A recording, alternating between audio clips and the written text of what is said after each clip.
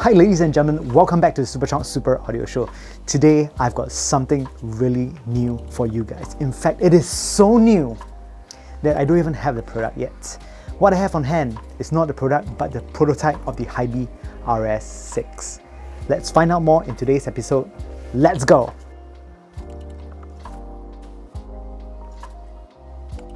So one of the headlining features of the Hiby RS6 is its R2R architecture. This is completely, I wouldn't say it's the first on the market to feature a R2R DAP inside a DAP. Hi-Fi Man has done it first.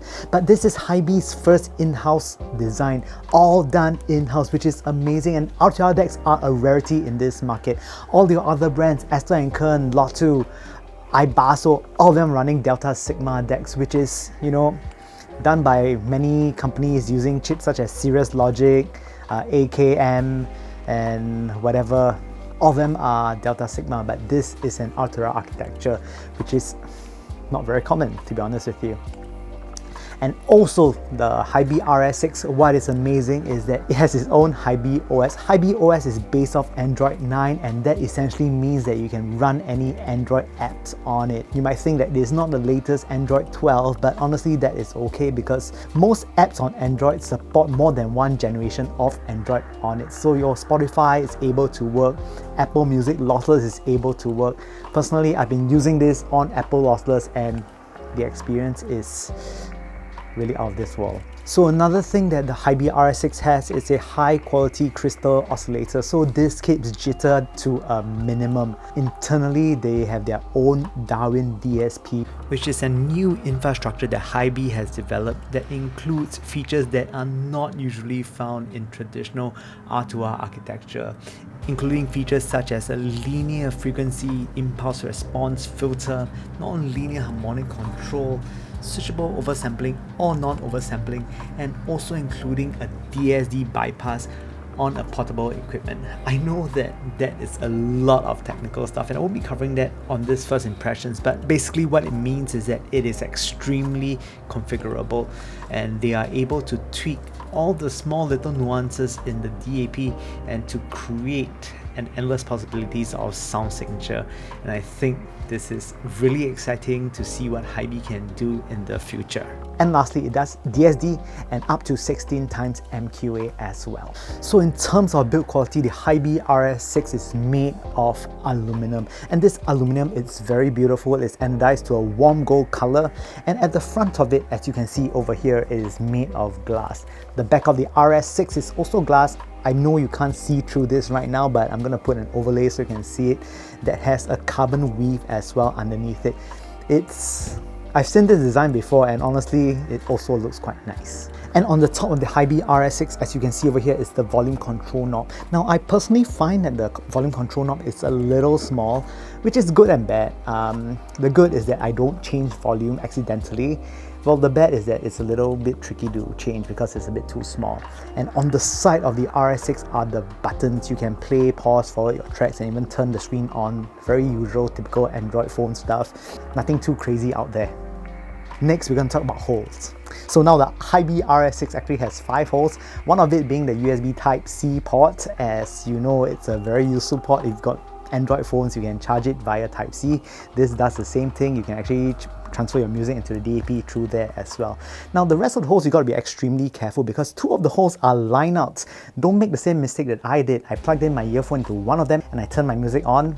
Wasn't a good experience. I strongly do not urge you to do that. So you got to take note. So those that say LO, those are line out. We have a 3.5mm line out as well as a 4.4mm line out.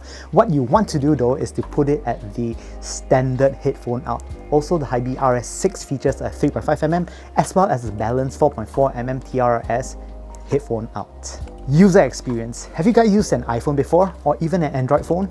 To tell the truth, the Hiby RS6 performs exactly like what you do with an Android phone. You can actually install apps on it, and I even have my favorite Apple Music on it as well. So what I've been using the RS6 for is how I would use my phone and a dongle, to be honest with you. I actually stream on the RS6. Not albeit like using data all the time, but I actually download songs into the Apple Music app and play music through there. So essentially for the past 2 weeks, this has replaced my phone and dongle, and that is saying quite a lot. But as for my stash of high quality music that comes in DSD or MQA, Hiby's own Hiby Music app is the one that I choose to use if I want to play back those files. There's a few good reasons for that. That app allows you to play back DSD and MQA in the app itself, so it's a one-stop solution for you to play back trickier files to play back, and I think it works very well. On top of that, the app also has some incredible EQ features. For the purists out there, I know that you do not like this. You can actually turn them off. For me, I was messing around with them a little bit just to see how they work, and to be honest with you, I think that they work quite well. So next, let's go into the juicy bit: sound.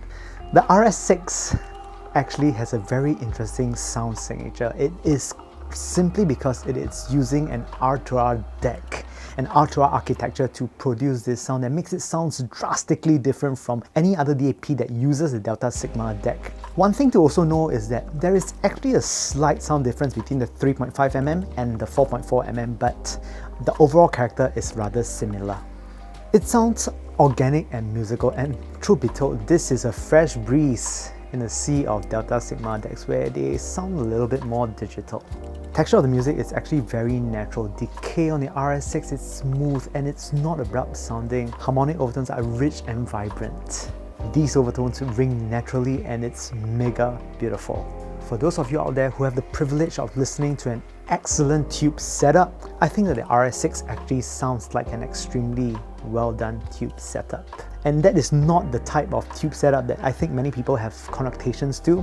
The stereotype of it being very warm, lacking in dynamics, and kind of distorts when you need a bit more power.